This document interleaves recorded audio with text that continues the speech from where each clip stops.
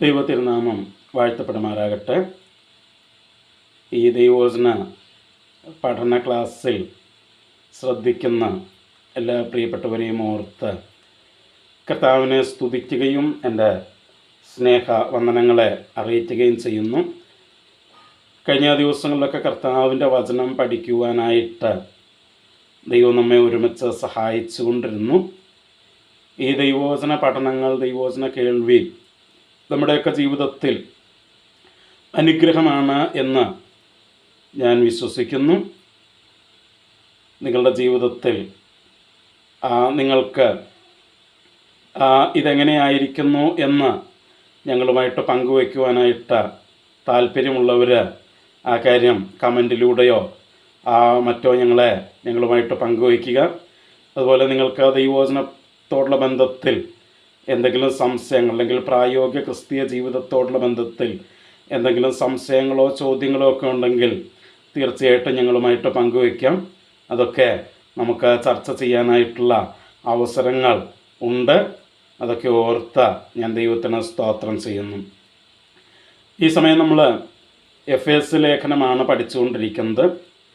എഫേസ് ലേഖനം 2-ാം അധ്യായത്തിലാണ് നമ്മൾ നിൽക്കുന്നത്. 2-ാം അധ്യായം അതിൻ്റെ 11 മുതൽ 13 വരെയുള്ള വാക്യങ്ങളാണ് കഴിഞ്ഞ ക്ലാസ്സിൽ നമ്മൾ ചിന്തിക്കാനായിട്ട് ആരംഭിച്ചത്. എഫേസ് ലേഖനം 2-ാം അധ്യായം അതിൻ്റെ 11 മുതൽ 13 വരെയുള്ള വാക്യങ്ങൾ. ആ വാക്യങ്ങൾ ഞാൻ ഒരിക്കൽ കൂടെ വായിക്കാം. അവിടെ നമ്മളിങ്ങനെയാണ് വായിക്കുന്നത്: ആകയാൽ നിങ്ങൾ മുൻപേ പ്രകൃതിയാൽ ജാതികളായിരുന്നു, ജഡത്തിൽ കയ്യാലുള്ള പരിച്ഛേദനയേറ്റ് പരിച്ഛേദനക്കാർ എന്നു പേരുള്ളവരാൽ അഗ്രചർമ്മക്കാർ എന്ന് വിളിക്കപ്പെട്ടിരുന്നു. അക്കാലത്ത് നിങ്ങൾ ക്രിസ്തുവിനെ കൂടാതെയുള്ളവരും ഇസ്രായേൽ പൗരതയോട് സംബന്ധമില്ലാത്തവരും വാഗ്ദത്തത്തിൻ്റെ നിയമങ്ങൾക്ക് അന്യരും പ്രത്യാശയില്ലാത്തവരും ലോകത്തിൽ ദൈവമില്ലാത്തവരുമായിരുന്നു എന്ന് ഓർത്തുകൊള്ളുവിൻ. മുമ്പേ ദൂരസ്ഥരായിരുന്ന നിങ്ങൾ ഇപ്പോൾ ക്രിസ്തുവേശുവിൽ ക്രിസ്തുവിൻ്റെ രക്തത്താൽ സമീപസ്ഥരായി തീർന്നിരിക്കുന്നു. ഇവിടെ നമ്മൾ പറഞ്ഞു, മുൻപേ നമ്മുടെ ജീവിതത്തിൻ്റെ അവസ്ഥ എന്തായിരുന്നു എന്നാണ് അപ്പോസ്തലനായ പൗലോസ് ഈ ഭാഗത്ത് വീണ്ടും ചർച്ച ചെയ്യുന്നത്. ഈ 3 വാക്യങ്ങളിൽ, എഫേസ് ലേഖനം 2-ാം അധ്യായം 11 മുതൽ 13 വരെയുള്ള ഈ 3 വാക്യങ്ങളിൽ 8 കാര്യങ്ങളാണ് നമ്മുടെ മുൻപത്തെ അവസ്ഥയെ സംബന്ധിച്ച് അപ്പോസ്തലനായ പൗലോസ് ചർച്ച ചെയ്യുന്നത്. അതിൽ 2 കാര്യങ്ങൾ കഴിഞ്ഞ ക്ലാസ്സിൽ നമ്മൾ ചിന്തിച്ചു. ഒന്ന്, നമ്മൾ ജാതികളായിരുന്നു, വിജാതീയരായിരുന്നു എന്നുള്ള കാര്യം കഴിഞ്ഞ ക്ലാസ്സിൽ നമ്മൾ ചിന്തിച്ചു. അതുപോലെ നാം അഗ്രചർമ്മക്കാർ അല്ലെങ്കിൽ പരിച്ഛേദന ഏറ്റിട്ടില്ലാത്തവരായിരുന്നു എന്നുള്ള കാര്യവും കഴിഞ്ഞ ക്ലാസ്സിൽ, ഈ 2 കാര്യങ്ങളായിരുന്നു നമ്മൾ കഴിഞ്ഞ ക്ലാസ്സിൽ ചിന്തിച്ചത് 11-ാം വാക്യത്തിൽ. ഇനി 12-ഉം 13-ഉം വാക്യങ്ങൾ നമ്മൾ വായിക്കുമ്പോൾ അവിടെ മറ്റ് 6 കൂട്ടം കാര്യങ്ങൾ അവിടെ പറഞ്ഞിരിക്കുന്നതായിട്ട് നമുക്ക് കാണാനായിട്ട് കഴിയുന്നുണ്ട്. 12-ാം വാക്യത്തിൽ നമ്മൾ തുടങ്ങുന്നത് എങ്ങനെയാണ്? അക്കാലത്ത്. ഏത് കാലത്ത്? 11-ാം വാക്യത്തിൽ പറഞ്ഞ അക്കാലത്ത്. ഏതാ? നിങ്ങൾ വിജാതീയരായിരുന്നപ്പോൾ, പരിച്ഛേദന ഏൽക്കാതിരുന്ന ആ സമയത്ത്, അതായത് പണ്ട്, ക്രിസ്തുവിൽ വരുന്നതിന് മുൻപ്, അക്കാലത്ത് നിങ്ങൾ ക്രിസ്തുവിനെ കൂടാതെയുള്ളവർ ആയിരുന്നു. You were without Christ. നിങ്ങൾ ക്രിസ്തുവിനെ കൂടാതെയുള്ളവരായിരുന്നു എന്ന് വെച്ച് കഴിഞ്ഞാൽ ക്രിസ്തുവിനും നിങ്ങൾക്കുമായിട്ട് യാതൊരു ബന്ധവും ഇല്ലായിരുന്നു എന്നാണ് പറഞ്ഞത്. വാസ്തവത്തിൽ ക്രിസ്തു എന്നുള്ള വാക്കിൻ്റെ അർത്ഥം അഭിഷക്തൻ. അത് തന്നെയാണ് മസിഹ എന്ന് നമ്മൾ പറയുന്നത്. ക്രിസ്തു അല്ലെങ്കിൽ മസിഹ. അപ്പം മസിഹയെ വാഗ്ദത്തം ചെയ്യപ്പെട്ടിരുന്നത് പ്രാഥമികമായിട്ട് ഇസ്രായേൽ മക്കൾക്കായിരുന്നു മസിഹയെ പ്രാഥമികമായിട്ട് വാഗ്ദത്തം ചെയ്യപ്പെട്ടിരുന്നത്. അപ്പം അതുകൊണ്ട് തന്നെയാണ് മസിഹ ഇസ്രായേലിലെ ബത്ലഹേമിൽ ജനിക്കുമെന്നും അവൻ ദാവീദിൻ്റെ സിംഹാസനത്തിൽ ഇരിക്കുമെന്നും ഒക്കെയുള്ള പ്രവചനങ്ങൾ നമ്മൾ പഴയ നിയമത്തിൽ വായിക്കുന്നത്. മാത്രമല്ല, യേശുവിൻ്റെ ജന്മത്തിൽ ആ കാര്യങ്ങളൊക്കെ സംഭവിച്ചു. അവൻ ബത്ലഹേമിലാണ് ജനിച്ചത്, അവൻ ഇസ്രായേൽ അല്ലെങ്കിൽ പാലസ്തീനിലാണ് അവൻ ജീവിച്ചത് എന്ന് മാത്രമല്ല, യേശു തൻ്റെ ശുശ്രൂഷ കാലയളവിൽ പറഞ്ഞൊരു കാര്യമുണ്ട്: ഇസ്രായേലിലെ കാണാതെ പോയ ആടുകളുടെ അടുക്കലേക്കല്ലാതെ എന്നെ അയച്ചിട്ടില്ല. അപ്പോൾ ദൈവം യേശുവിനെ പ്രാഥമികമായിട്ട് അയച്ചത് ഇസ്രായേൽ മക്കളുടെ അടുക്കലേക്കായിരുന്നു. മാത്രമല്ല, കർത്താവ് ആദ്യം ശിഷ്യന്മാരെ പറഞ്ഞയക്കുമ്പോഴും അവരോട് പറയുന്നത് നിങ്ങൾ ഇസ്രായേൽ ഗോത്രങ്ങളിലേക്ക് മാത്രം പോകാനാണ് പറഞ്ഞത്. കാരണം മശിഹായുടെ ആ ആദ്യത്തെ വരവിൻ്റെ ആ വരവിലെ 3.5 വർഷത്തെ തൻ്റെ പരസ്യ ശുശ്രൂഷ അത് ഇസ്രായേലുമായിട്ട് ബന്ധപ്പെട്ട് മാത്രമായിരുന്നു. തൻ്റെ മരണവും അടക്കവും പുനരുത്ഥാനവുമൊക്കെ സർവ്വലോകത്തിനും വേണ്ടിയായിരുന്നെങ്കിലും തൻ്റെ ആ പരസ്യ ശുശ്രൂഷ അത് ഇസ്രായേൽ ജനത്തിനു വേണ്ടി മാത്രമായിരുന്നു. ഓക്കെ, അപ്പം യോഹന്നാൻ്റെ സുവിശേഷം 1-ാം അധ്യായത്തിൻ്റെ 11-ാം വാക്യത്തിൽ നമ്മൾ വായിക്കുന്നുണ്ട്, അവൻ സ്വന്തമായതിലേക്ക് വന്നു, സ്വന്തമായവരോ അവനെ കൈക്കൊണ്ടില്ല എന്ന് നമ്മൾ വായിക്കുന്നുണ്ട്. അപ്പോൾ അവൻ തൻ്റെ സ്വന്തം ജനമായ ഇസ്രായേലിലേക്ക്, യഹൂദന്മാരുടെ അടുക്കലേക്കാണ് യേശു വന്നത്, യേശുവിനെ ദൈവം അയച്ചത്.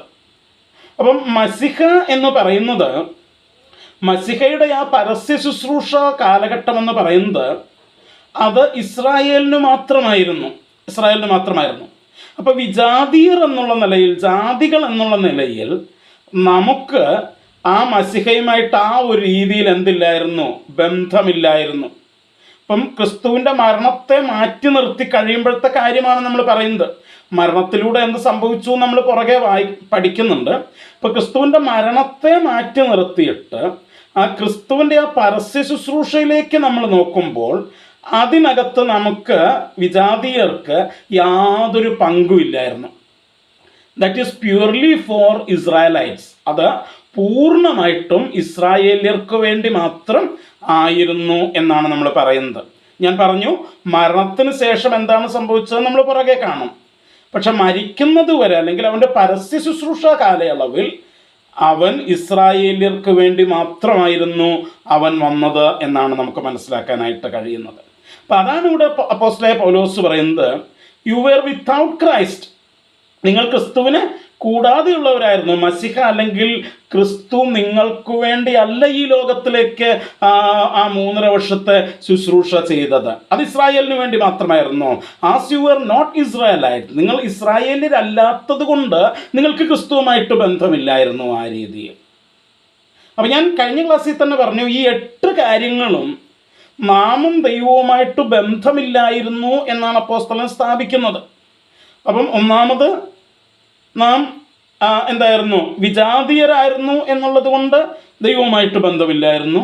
2, പരിച്ഛേദന ഏറ്റിട്ടില്ലായിരുന്നു എന്നുള്ളത് കൊണ്ട് ദൈവവുമായിട്ട് ബന്ധമില്ലായിരുന്നു. 3, നാം ഇസ്രായേലിലല്ലാത്തത് കൊണ്ട് ക്രിസ്തുവുമായിട്ടും നമുക്ക് ബന്ധമില്ലായിരുന്നു. കാരണം ക്രിസ്തു ഇസ്രായേലിയർക്ക് വേണ്ടിയാണ് അവൻ ഈ ലോകത്തിലേക്ക് വന്നത് എന്നാണ് അവൻ്റെ ആ പരസ്യ ശുശ്രൂഷ മുഴുവൻ കാലഘട്ടത്തിൽ മുഴുവൻ നമ്മൾ മനസ്സിലാക്കുന്നത്. അപ്പം അതാണ് 3-ാമത്തെ കാര്യം, നമ്മൾ ക്രിസ്തുവിനെ കൂടാതെയുള്ളവർ ആയിരുന്നു. ഇനി 4-ാമത്തെ എന്താ വെച്ച് കഴിഞ്ഞാൽ, നമ്മളവിടെ വായിക്കുന്നത് 12-ാം വാക്യത്തിൽ വായിക്കുന്നത്, നിങ്ങൾ ഇസ്രായേൽ പൗരതയോട് സംബന്ധമില്ലാത്തവരായിരുന്നു എന്ന് വെച്ചാൽ ഇസ്രായേലിൻ്റെ ആ നേഷൻ, ആ ഇസ്രായേൽ എന്ന് പറയുന്ന ആ രാജ്യവുമായിട്ട് നിങ്ങൾക്ക് യാതൊരു ബന്ധവും ഇല്ലായിരുന്നു. നിങ്ങൾ ഇസ്രായേൽ പൗരന്മാർ അല്ലായിരുന്നു. വിജാതീയർ എന്നുള്ള നിലയ്ക്ക് നിങ്ങൾ ഇസ്രായേൽ പൗരന്മാർ അല്ലായിരുന്നു. നമുക്കറിയാം, പഴയ നിയമത്തിൽ ദൈവം തൻ്റെ സ്വന്തം ജനമായിരിക്കേണ്ടതിന് തിരഞ്ഞെടുത്തത് ഇസ്രായേലിനെയാണ്. നമ്മൾ മുൻപേ പഴയ ക്ലാസ്സുകളിൽ നമ്മളത് പഠിച്ചിട്ടുണ്ട്. അപ്പം അങ്ങനെ ദൈവം തൻ്റെ സ്വന്തം ജനമായിരിക്കേണ്ടതിന് തിരഞ്ഞെടുത്ത ഇസ്രായേലിൻ്റെ പൗരത്വം നമുക്കില്ലാത്തത് കൊണ്ട് ആ രീതിയിലും ദൈവത്തിൻ്റെ സ്വന്തം ജനമാണ്, അല്ലെങ്കിൽ ദൈവവുമായിട്ട് ബന്ധമുണ്ട് എന്ന് പറയാനായിട്ട് നമുക്ക് യാതൊരു അവകാശവുമില്ലായിരുന്നു. ഓക്കെ, അപ്പോൾ കർത്താവ് തന്നെ എന്താണ്, യോഹന്നാൻ്റെ സുവിശേഷം നമ്മൾ വായിക്കുമ്പോൾ അവിടെ കർത്താവ് പറയുന്ന ഒരു പ്രസ്താവന നമുക്ക് കാണാനായിട്ട് കഴിയുന്നുണ്ട്. യോഹന്നാൻ്റെ സുവിശേഷം 10-ാം അധ്യായത്തിൻ്റെ 16-ാം വാക്യത്തിൽ നമ്മൾ വായിക്കുന്ന ഒരു കാര്യമുണ്ട്. യോഹന്നാൻ്റെ സുവിശേഷം 10-ാം അധ്യായത്തിൻ്റെ 16-ാം വാക്യത്തിൽ നമ്മളിങ്ങനെയാണ് വായിക്കുന്നത്, ഈ തൊഴുത്തിൽ ഉൾപ്പെടാത്ത വേറെ ആടുകൾ എനിക്കുണ്ട്. അപ്പം അത് ഇപ്പം ഞാൻ ആ വാക്യം വായിച്ചത് ഈ തൊഴുത്തിൽ ഉൾപ്പെടാത്ത ആടുകൾ, ആ ഒരു പ്രസ്താവന മാത്രം ഒന്ന് ഹൈലൈറ്റ് ചെയ്യാനാണ്. ബാക്കിയുള്ള നമ്മൾ പുറകെ വരുമ്പോൾ നമ്മൾ കുറച്ചുകൂടെ കൃത്യമായിട്ട് ആ പ്രസ്താവന മൊത്തം നമ്മൾ എടുക്കും. ഇപ്പം ഞാൻ പറയുന്നത്, കർത്താവ് പറഞ്ഞല്ലോ ഈ തൊഴുത്തിൽ ഉൾപ്പെടാത്ത ആടുകൾ. അപ്പം നമ്മൾ ഇസ്രായേൽ എന്ന ആ തൊഴുത്തിൽ ഉൾപ്പെടാത്ത ആടുകളായിരുന്നു. ഇപ്പം ഇസ്രായേൽ ഒരു തൊഴുത്താണെങ്കിൽ, ഇസ്രായേൽ രാജ്യം ഒരു തൊഴുത്താണെങ്കിൽ, ആ ഇസ്രായേൽ രാജ്യത്തിലെ പൗരന്മാർ ആ തൊഴുത്തിൽ ഉൾപ്പെടുന്ന ആടുകളാണ്. നമ്മൾ ആ ഇസ്രായേൽ പൗരതയോട് ബന്ധമില്ലാത്തവർ എന്നുള്ള നിലയിൽ നമ്മൾ ആ തൊഴുത്തിൽ ഉൾപ്പെടാത്ത ആടുകൾ ആയിരുന്നു. അതുതന്നെയാണ് നമ്മൾ പറഞ്ഞത്. എന്താണ്? ആ ഇസ്രായേൽ പൗരതയോട് സംബന്ധമില്ലാത്തവരായിരുന്നു നമ്മൾ. മൂന്നാമത് ആ വാക്യത്തിൽ പറയുന്നത് വാഗ്ദത്തത്തിൻ്റെ നിയമങ്ങൾക്ക് അന്യരായിരുന്നു. വാഗ്ദത്തത്തിൻ്റെ നിയമങ്ങൾക്ക് അന്യരായിരുന്നു. ശരിക്കും പറഞ്ഞാൽ ആ മലയാളം പ്രസ്താവന ഒരല്പം കൺഫ്യൂഷൻ ഉണ്ടാക്കുന്നതാണ്. കാരണം വാഗ്ദത്തത്തിൻ്റെ നിയമങ്ങൾക്ക് എന്നല്ല ശരിക്കും നമ്മൾ പറയേണ്ടത്, നിയമത്തിൻ്റെ വാഗ്ദത്തങ്ങൾക്ക് എന്നാണ് പറയേണ്ടത്. Strangers from the covenant of promise. Okay, വാഗ്ദത്തത്തിൻ്റെ നിയമങ്ങൾക്ക് അങ്ങനെ പറയാം, കുഴപ്പമില്ല. ഓക്കെ, അപ്പോൾ വാഗ്ദത്തത്തിൻ്റെ നിയമങ്ങൾക്ക് നമ്മൾ അന്യരായിരുന്നു എന്നാണ് പറഞ്ഞത്. അപ്പം എന്താണ് ഈ വാഗ്ദത്തത്തിൻ്റെ നിയമം എന്ന് പറഞ്ഞാൽ നമ്മൾ മനസ്സിലാക്കണം. എന്താണ് നിയമം എന്ന് പറയുമ്പോൾ അതൊരല്പം കൺഫ്യൂഷൻ ഉണ്ടാക്കുന്ന ഒരു സാധനമാണ്. മലയാളത്തിൽ നിയമം എന്ന് പറയുന്ന ആ വാക്ക് ഒരല്പം കൺഫ്യൂഷൻ നമുക്ക് ഉണ്ടാക്കും. കാരണം മലയാളത്തിൽ നമ്മൾ നിയമം എന്ന് ഉപയോഗിക്കുന്നത് ഒരു ലോ, അതിനാണ് നമ്മൾ ഉപയോഗിക്കുക. ഒരു നിയമം, എന്ന് വെച്ചാൽ ഒരു കൽപ്പനകൾ, ആജ്ഞകൾ, നിയമങ്ങൾ എന്നൊക്കെ പറയുമ്പോൾ ലോ എന്നുള്ള അർത്ഥത്തിലാണ് നമ്മൾ നിയമം എന്നുള്ള വാക്ക് ഉപയോഗിക്കുക. ശരിക്കും പറഞ്ഞാൽ നമ്മൾ ബൈബിള് തന്നെ നമ്മൾ പറയുന്നത് പഴയ നിയമം, പുതിയ നിയമം എന്നൊക്കെ, നിയമം എന്നുള്ള വാക്കാണ് നമ്മളവിടെയൊക്കെ ഉപയോഗിക്കുന്നത്. ആക്ച്വലി ശരിക്കും പറഞ്ഞാൽ ആ ഒരു വാക്ക് കുറച്ച് കൺഫ്യൂഷൻ ഉണ്ടാക്കുന്നതാണ്. ശരിക്കും പറഞ്ഞാൽ അതിൻ്റെ അർത്ഥം എന്താണ്? ഇംഗ്ലീഷിൽ നമുക്കറിയാം ഓൾഡ് ടെസ്റ്റമെൻ്റ്, ന്യൂ ടെസ്റ്റമെൻ്റ്. അപ്പോൾ ഈ മലയാളത്തിൽ നിയമം എന്ന് തർജ്ജമ ചെയ്തിട്ടുള്ള വാക്ക് ടെസ്റ്റമെൻ്റ് എന്നുള്ള വാക്കാണ്. ടെസ്റ്റമെൻ്റ്, ഈ ടെസ്റ്റമെൻ്റ് എന്നുള്ള വാക്കിൻ്റെ അർത്ഥം ലോ എന്നല്ല, നിയമം എന്നല്ല. ഇറ്റ്സ് ആൻ എഗ്രിമെൻ്റ്, ഒരു കരാറാത്, ഒരു ഉടമ്പടി, ഒരു പരസ്പര ആയിട്ടുള്ള കരാറാണത്. രണ്ടർത്ഥം അതിനകത്തുള്ളത്. ഒന്നുകിൽ ഒരു വിൽപ്പത്രം, അല്ലെങ്കിൽ ഒരു കരാറ്, ഒരു ഉടമ്പടി, ഒരു കരാറ് എന്ന് നമുക്ക് പറയാം. അപ്പം അതാണ് ശരിക്കും നിയമം എന്ന് പറയുമ്പോൾ നമ്മുടെ മലയാളം ബൈബിൾ ഉദ്ദേശിക്കുന്നത്.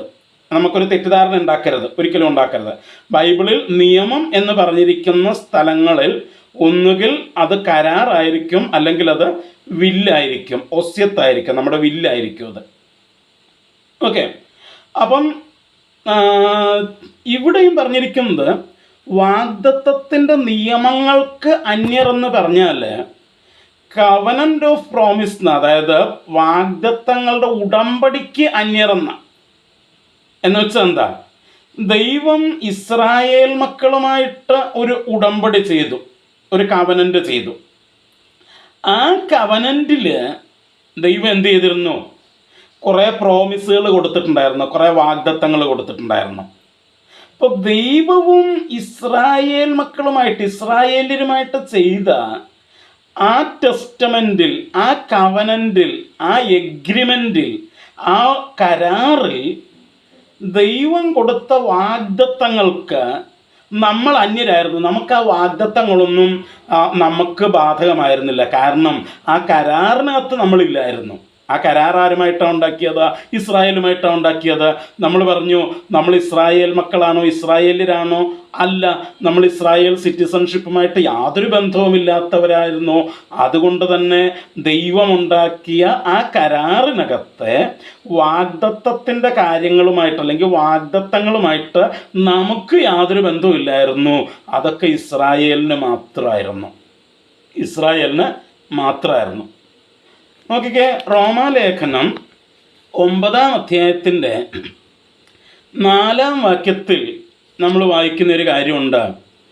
എന്താണ്? 4-5 വാക്യങ്ങളിൽ നമ്മൾ വായിക്കുന്നത് എങ്ങനെയാണ്? അവർ ഇസ്രായേല്യർ. അപ്പം ഇസ്രായേലിനെ കുറിച്ച് പറയുക എന്തൊക്കെയാണ്? പുത്രത്വവും തേജസ്സും നിയമങ്ങളും, അതാ ഞാൻ പറഞ്ഞ കവനൻ്റ്, എഗ്രിമെൻ്റ്, കരാറ്, നിയമങ്ങളും ന്യായപ്രമാണവും ആരാധനയും വാഗ്ദത്തങ്ങളും, പ്രോമിസുകൾ, വാഗ്ദത്തങ്ങൾ, ഇതൊക്കെ അവർക്കുള്ളതാണ്. എന്നിട്ട് 5-ാം വാക്യത്തിൽ പറയുക, പിതാക്കന്മാരും അവർക്കുള്ളത് തന്നെ, ജഡപ്രകാരം ക്രിസ്തുവും അവരിൽ നിന്നല്ലോ ഉത്ഭവിച്ചത്. അപ്പോൾ ക്രിസ്തുവും അവിടെ നിന്നാണ് വന്നത്. വാഗ്ദത്തം അവർക്കുള്ളതാണ്. നിയമങ്ങൾ, കവനൻ്റ്, എഗ്രിമെൻ്റ്, ഉടമ്പടി അവർക്കുള്ളതാണ്. ഇതൊന്നും നമുക്കുള്ളത് അല്ലായിരുന്നു. അപ്പോൾ 3 കാര്യങ്ങൾ നമ്മൾ പറഞ്ഞു. 1, ക്രിസ്തുവിനെ കൂടാതെയുള്ളവർ. 2, ഇസ്രായേൽ പൗരതയോടോ സംബന്ധമില്ലാത്തവർ.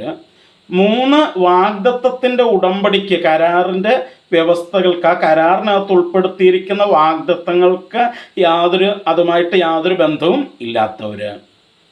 അടുത്തത് പറയുക, പ്രത്യാശ ഇല്ലാത്തവർ, വിത്തൗട്ട് ഹോപ്പ്, ഒരു ഹോപ്പും ഇല്ലാത്തവർ, പ്രത്യാശ ഇല്ലാത്തവർ. നോക്കിക്കേ, ക്രിസ്തുവിലേക്ക് വരുന്നതിന് മുമ്പ് നമുക്ക് എന്ത് പ്രത്യാശയാണ് ഉണ്ടായിരുന്നത്? ലോകത്തിൽ ജീവിച്ചിരുന്നപ്പോൾ നമുക്ക് എന്തെങ്കിലും പ്രത്യാശ ഉണ്ടായിരുന്നോ? ഇല്ല. കാരണം ഇന്ത്യയിലെ ഒരു പ്രബല വിശ്വാസം എന്ന് പറയുന്നത് പുനർജന്മമാണ്. പുനരഭി ജനനം, പുനരഭി മരണം എന്ന് പറഞ്ഞ് ഇങ്ങനെ പോവുക. അപ്പം അവിടെ ഒരാൾക്ക് എന്താ പ്രത്യാശ? പ്രത്യേകിച്ചൊന്നുമില്ല. കാരണം ഞാൻ മരിച്ചു കഴിഞ്ഞാൽ ഞാൻ അടുത്ത് ആരായിട്ടാണ് ജനിക്കാൻ പോകുന്നതെന്ന് എനിക്കറിയില്ല. അതാണ്.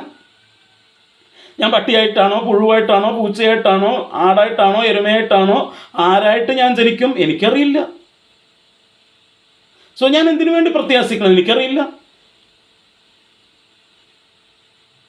അപ്പം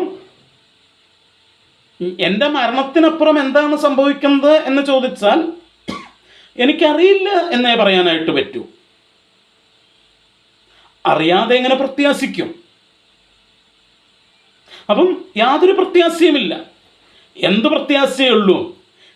ഈ ലോകത്തിൽ എന്തെങ്കിലുമൊക്കെ, അതും പ്രത്യാശിക്കാനായിട്ട് പറ്റില്ല. കാരണം എന്താ വെച്ച് കഴിഞ്ഞാൽ ഈ ലോകത്തിൽ നമ്മുടെ ജീവിതം എന്തായിത്തീരും നാളെ എന്ന് നമുക്കറിയില്ല, അല്ലേ? അതെ. നാളെ രാവിലെ നമ്മൾ എഴുന്നേൽക്കുമോ ഇല്ലയോ എന്ന് നമുക്കറിയുമോ? ഇല്ല. നാളെ രാവിലെ നമ്മൾ എന്തെങ്കിലും ചെയ്യുമോ ഇല്ലയോ എന്ന് നമുക്കറിയുമോ? ഇല്ല. നാളത്തേക്ക് നമ്മൾ കുറേ പ്ലാനൊക്കെ ഉണ്ടാക്കി വയ്ക്കുന്നു. നാളെ എഴുന്നേൽക്കുമ്പോൾ നമ്മളൊരു രോഗിയായിട്ടാണ് എഴുന്നേൽക്കുന്നതെങ്കിൽ, അല്ലെങ്കിൽ നാളെ എഴുന്നേറ്റ് നമ്മൾ വാഷ്റൂമിൽ പോകുമ്പോൾ അവിടെ കാല് തെറ്റിയൊന്ന് വീണ് കയ്യോ കാലോ ഒടിയുകയോ തലയോ ഒന്ന് അടിക്കുകയോ ചെയ്തു കഴിഞ്ഞാൽ നാളത്തേക്ക് നമ്മൾ ഉണ്ടാക്കി വെച്ച പ്ലാന് മുഴുവൻ പോയി.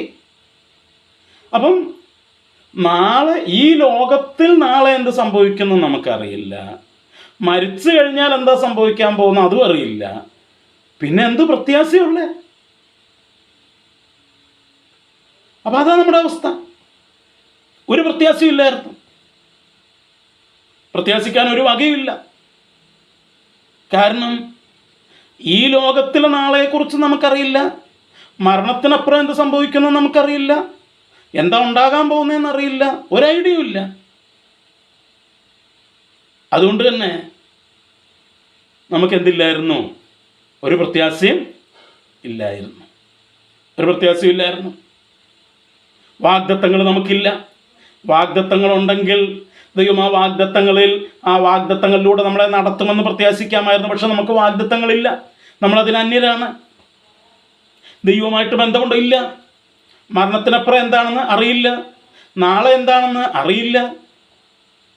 പിന്നെ എന്ത് പ്രത്യാശയാണ് നമുക്കുള്ളത്? അപ്പം മുമ്പേ നമ്മൾ പ്രത്യാശയില്ലാത്തവരായിരുന്നു, ഒരു പ്രത്യാശയില്ലാത്തവരായിരുന്നു. ഓക്കെ, ഇനി അടുത്ത കാര്യം നമ്മൾ വായിക്കുന്നത്, അവിടെ ലോകത്തിൽ ദൈവമില്ലാത്തവരായിരുന്നു. നമുക്കാരില്ലായിരുന്നു? ദൈവമില്ലായിരുന്നു. നമുക്ക് ദൈവം ഇല്ലായിരുന്നു അല്ലേ? അതെ. സത്യദൈവത്തെ അറിഞ്ഞത് ആര് മാത്രമേ ഉണ്ടായിരുന്നുള്ളൂ? ഇസ്രായേൽ ജനം മാത്രമേ ഉണ്ടായിരുന്നുള്ളൂ. നമ്മള് അവരുമായിട്ടൊരു ബന്ധമില്ലാത്തത് കൊണ്ട് നമുക്ക് ആരില്ലായിരുന്നു? ദൈവമില്ലായിരുന്നു. നമ്മൾ ദൈവമില്ലാത്തവരായിരുന്നു. അപ്പം നമ്മൾ വിചാരിക്കും, മുമ്പേ പല ദൈവങ്ങളും നമുക്കുണ്ടായിരുന്നല്ലോ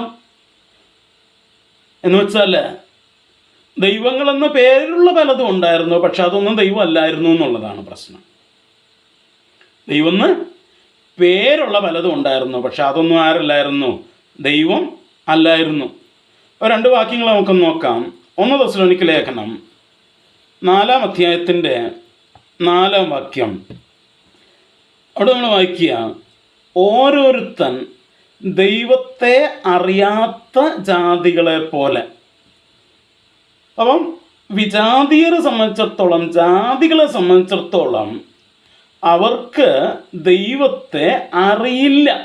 അവർക്ക് ദൈവത്തെ അറിയില്ല. അതാ തെസ്സലോനിക്ക ലേഖനത്തിൽ പറഞ്ഞ ദൈവത്തെ അറിയാത്ത ജാതികളെ പോലെ. അപ്പൊ വിജാതിയർക്ക് ദൈവത്തെ അറിയില്ല. ആരാണ് യഥാർത്ഥ ദൈവമെന്ന് അവർക്ക് അറിയില്ല. അവർ ദൈവങ്ങളെന്ന് ചിന്തിച്ചിരിക്കുന്നവരാരും യഥാർത്ഥ ദൈവങ്ങളല്ലായിരുന്നു. അവർക്ക് ദൈവത്തെ അറിയില്ലായിരുന്നു. കുറച്ചുകൂടെ വ്യക്തമായിട്ട് ഗലാത്യ ലേഖനത്തിൽ നമ്മൾ വായിക്കുന്നുണ്ട്. ഗലാത്യ ലേഖനം 4-ാം അധ്യായത്തിൻ്റെ 8-ാം വാക്യത്തിൽ നമ്മൾ വായിക്കുന്ന കാര്യം ഇതാണ്. ഗലാത്യ ലേഖനം 4:8 കുറച്ചുകൂടെ വ്യക്തമാവുന്നുണ്ടത്. എന്നാൽ അന്ന് നിങ്ങൾ ദൈവത്തെ അറിയാതെ സ്വഭാവത്താൽ ദൈവങ്ങളല്ലാത്തവർക്ക് അടിമകളായിരുന്നു. അപ്പം അന്ന് നിങ്ങൾക്ക് ദൈവത്തെ അറിയില്ലായിരുന്നു. ദൈവത്തെ അറിയില്ലായിരുന്നു. അതുകൊണ്ട് സ്വഭാവത്താൽ ദൈവങ്ങളല്ലാത്തവർക്ക് നിങ്ങൾ അടിമകളായിരുന്നു, അല്ലേ? അപ്പം നമ്മൾ വിചാരിച്ചത് അവർ ദൈവങ്ങളാണെന്നാണ് വിചാരിച്ചത്. പക്ഷെ സ്വഭാവം നോക്കിയാൽ അവരാരല്ല? ദൈവങ്ങൾ അല്ല. അതാണ് അല്ലേ? സങ്കീർത്തനത്തിൽ ഒരു ഭാഗമുണ്ട്, അന്ന് വായിച്ചു നോക്കാം നമുക്ക്. സങ്കീർത്തനം 115-ാം സങ്കീർത്തനത്തിലേക്ക് വരുമ്പോൾ അവിടെ നമ്മൾ വായിക്കുന്ന ഒരു കാര്യമുണ്ട്. എന്താണ്? 115-ാം സങ്കീർത്തനത്തിൻ്റെ 2 തൊട്ട് വായിക്കുമ്പം, അവരുടെ ദൈവം ഇപ്പം എവിടെയെന്ന് ജാതികൾ പറയുന്നത് എന്തിന്? നമ്മുടെ ദൈവമോ സ്വർഗത്തിലുണ്ട്, തനിക്കിഷ്ടമുള്ളതൊക്കെയും അവൻ ചെയ്യുന്നു. അപ്പോൾ ദൈവത്തിൻ്റെ സ്വഭാവം എന്താ? ദൈവത്തിന് ഇഷ്ടമുള്ളതൊക്കെ ദൈവം എന്ത് ചെയ്യും എന്നുള്ളതാണ് ദൈവത്തിൻ്റെ സ്വഭാവം. ഓക്കെ, ഇനി 4-ാം വാക്യം തൊട്ട് നോക്കുമ്പോൾ, അവരുടെ വിഗ്രഹങ്ങൾ പൊന്നും വെള്ളിയുമാകുന്നു, മനുഷ്യരുടെ കൈവേല തന്നെ. അവയ്ക്ക് വായുണ്ടെങ്കിലും സംസാരിക്കുന്നില്ല, കണ്ണുണ്ടെങ്കിലും കാണുന്നില്ല, ചെവിയുണ്ടെങ്കിലും കേൾക്കുന്നില്ല, മൂക്കുണ്ടെങ്കിലും മണക്കുന്നില്ല, കൈയുണ്ടെങ്കിലും സ്പർശിക്കുന്നില്ല, കാലുണ്ടെങ്കിലും നടക്കുന്നില്ല, തൊണ്ട കൊണ്ട് സംസാരിക്കുന്നതുമില്ല. എന്താണ്? നോക്കിക്കേ, അവയ്ക്ക് വായുണ്ടെങ്കിലും സംസാരിക്കുന്നില്ല. പക്ഷെ യഥാർത്ഥ സത്യദൈവത്തിന് വായില്ലെങ്കിലും അവൻ സംസാരിക്കും, ഇച്ഛിക്കുന്നതൊക്കെ ചെയ്യും. ഇവയ്ക്ക് കണ്ണുണ്ടെങ്കിലും കാണുന്നില്ല. സത്യദൈവം കണ്ണില്ലെങ്കിലും അവൻ എന്ത് ചെയ്യും? കാണും. ഇവയ്ക്ക് ചെവി ഉണ്ടെങ്കിലും കേൾക്കുന്നില്ല. സത്യദൈവത്തിന് ചെവി ഇല്ലെങ്കിലും അവൻ എന്ത് ചെയ്യും? കേൾക്കും.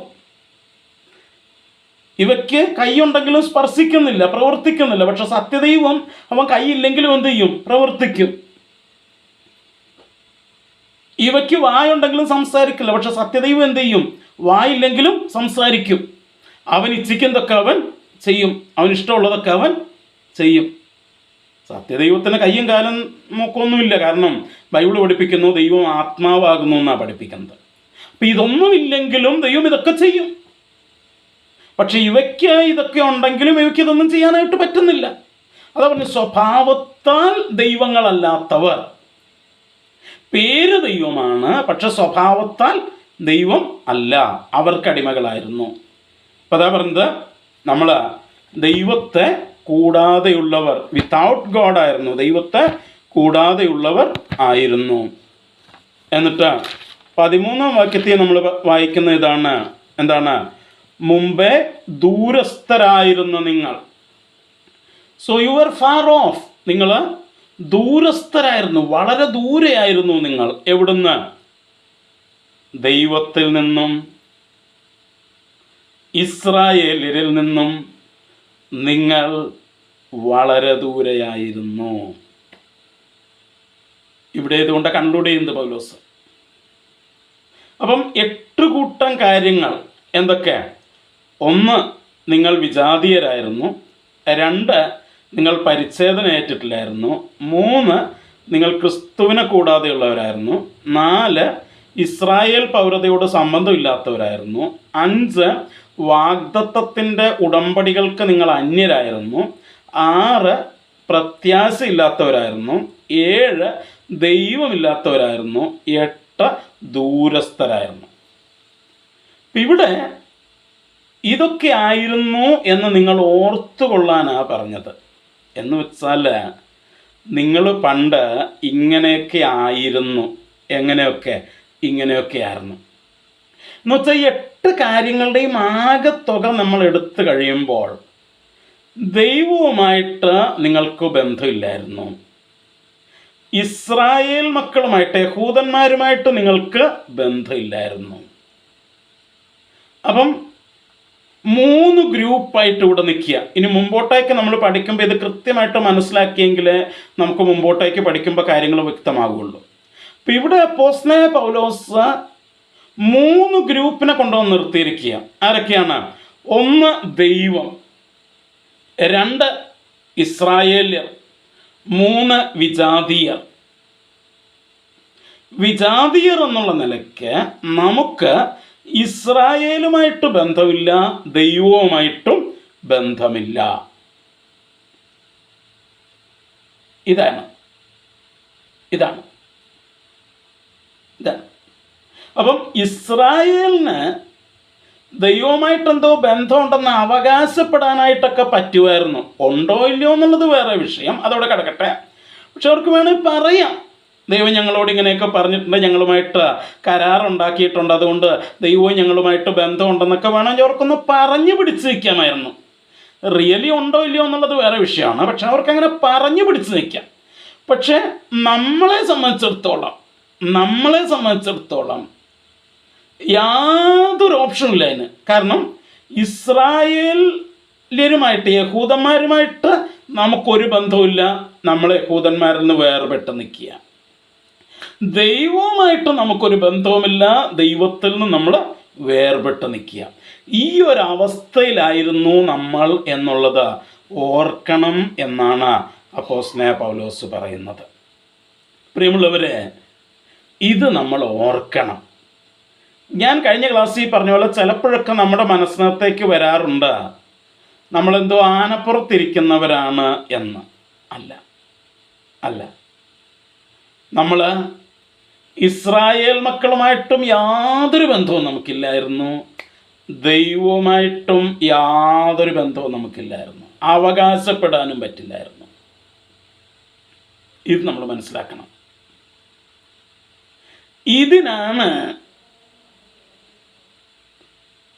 ഇതാണ് ഡിപ്രേവിറ്റി എന്ന് പറയുന്ന ആ കണ്ടീഷൻ്റെ ഒരു ഭാഗം. എന്ത്? ഒന്ന്, പാപം ചെയ്തത് മൂലം ദൈവത്തിൽ നിന്ന് അന്യപ്പെട്ടു. നമ്മൾ 2-ാം അധ്യായത്തിൻ്റെ ആദ്യം വായിച്ചു. അതിക്രമങ്ങളാലും പാപങ്ങളാലും നമ്മൾ മരിച്ചവരായിരുന്നു എന്നൊക്കെ നമ്മൾ വായിച്ചു. രണ്ടാമത്, ബൈ ബർത്ത്, ജന്മനാ തന്നെ നമുക്ക് ദൈവവുമായിട്ട് ബന്ധമില്ലായിരുന്നു, ഇസ്രായേലുമായിട്ടും ബന്ധമില്ലായിരുന്നു. അപ്പം ജനനം കൊണ്ടും ബന്ധമില്ല, പ്രവൃത്തി കൊണ്ടും ബന്ധമില്ല. ഞാൻ പറഞ്ഞ മനസ്സിലായോ?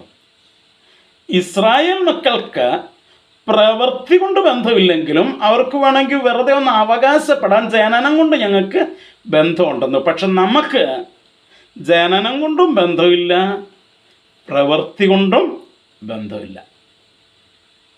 ആ നമ്മുടെ ജീവിതത്തിൽ ദൈവം എന്താ ചെയ്തതെന്നാണ് അടുത്ത വാക്യം മുതൽ നമ്മൾ കാണാനായിട്ട് പോകുന്നത്. It's so wonderful.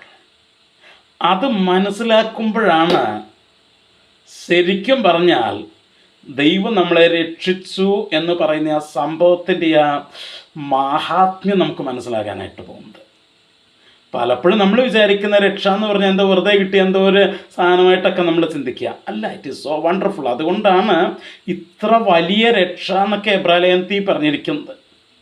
അപ്പോൾ അതെന്താണെന്ന് മനസ്സിലാക്കണമെങ്കിൽ നമ്മൾ ഈ ഒരു കണ്ടീഷൻ നമ്മൾ മനസ്സിലാക്കണം. 8 കാര്യങ്ങളിലൂടെ അപ്പോസ്തലനായ പൗലോസ് കൊണ്ടുവന്നത്, ജനനം കൊണ്ടും നിങ്ങൾക്ക് ദൈവവുമായിട്ട് ബന്ധമില്ലായിരുന്നു, ഇസ്രായേലുമായിട്ട് ബന്ധമില്ലായിരുന്നു, പ്രവൃത്തി കൊണ്ടും നിങ്ങൾക്ക് ഇസ്രായേലുമായിട്ടും ദൈവവുമായിട്ടും ബന്ധമില്ലായിരുന്നു.